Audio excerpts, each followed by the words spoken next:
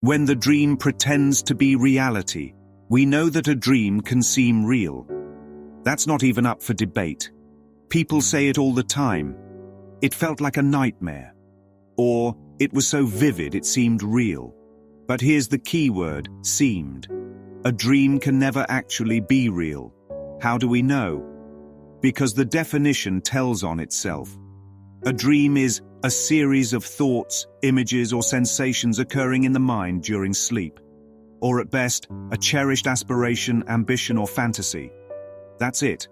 By its very definition, a dream is not reality. So yes, a dream can feel real, but it can never be real. But here's the flip. Whoever thought that what we call reality could itself be a dream? That's not an idea the world came up with on its own. That's what Jesus in A Course in Miracles taught. That's what Helen Schucman scribed. That's what Ken Wapnick labored to explain. That's what David Hoffmeister points to over and over again.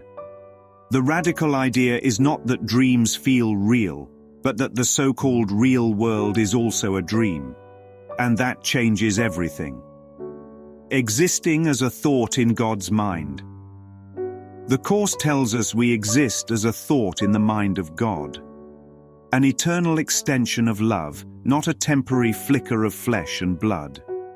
God wills us to exist, and His will cannot be undone. So how did we fall for the trick?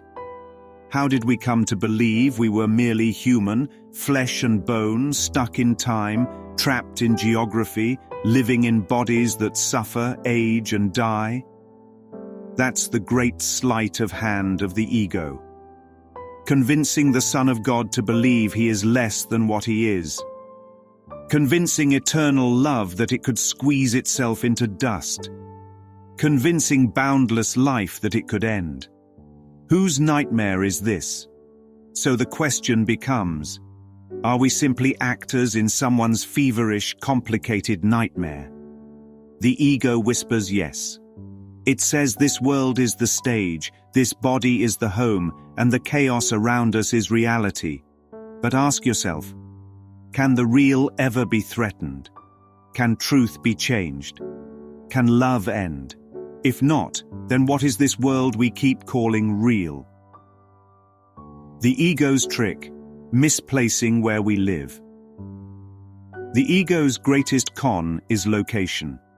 It convinces us that we live here, in this country, this city, this body, that we are residents of space and time, that our zip code is our identity.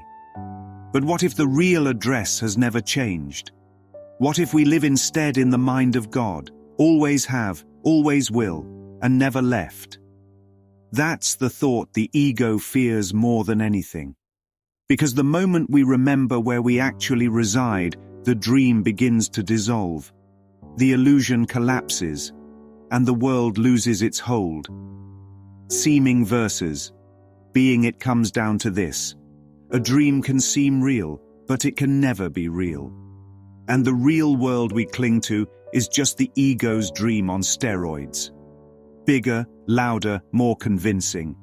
But still a dream. The truth is simple, even if it feels impossible. We are not here. We never have been.